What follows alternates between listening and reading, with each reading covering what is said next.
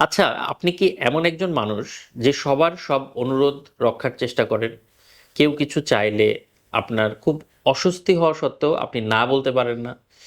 যদি এর উত্তর হ্যাঁ হয়, তবে আপনি আসলে নিজের ব্যক্তিগত সীমানা বা পার্সোনাল বাউন্ডারি হারিয়ে ফেলছেন।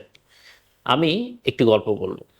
ধরুন অফিসের একজন দক্ষ কর্মী, কিন্তু সে কাউকে না বলতে পারে না। তার সহকর্মীরা যখন নিজেদের কাজ তার উপরে চাপিয়ে দেয়, সে তার নিজের কাজ ফেলে সেগুলো করতে থাকে।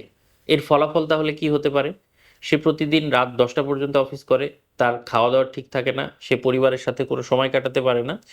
সে মনে করে না বললে সবাই তাকে অপদার্থ ভাববে অথবা খারাপ মানুষ মনে করবে।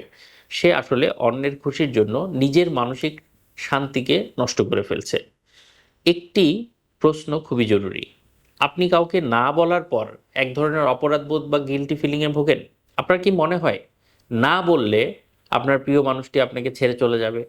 আপনার মনের এই দ্বন্দ্বের কথা আমাদেরকে বলুন।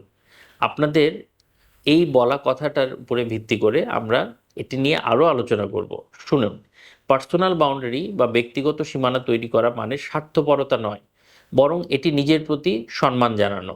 যখন অফিসের এই মানুষটি কাউন্সেলিং শুরু করলো, সে শিখলো কিভাবে বিনয়ের সাথে এবং স্পষ্টভাবে না বলতে হয়। তখন থেকে সে নিজের কাজটুকু সময় মতো করতে পারে, অপ্রয়োজনীয় চাপের মুখে পড়ে না। অবাক করা বিষয় হলো, সীমানা নির্ধারণ করার পর মানুষ তাকে আর আগের চেয়ে বেশি সম্মান দিতে শুরু করে। আপনি যদি নিজেকে ভালোবাসতে চান, তবে সবার আগে নিজের চারপাশে একটি সুস্থ সীমানা তৈরি করুন। মনে রাখবেন, আপনার অনুমতি ছাড়া আপনার শান্তিতে হস্তক্ষেপ করার অধিকার কেউই রাখে না।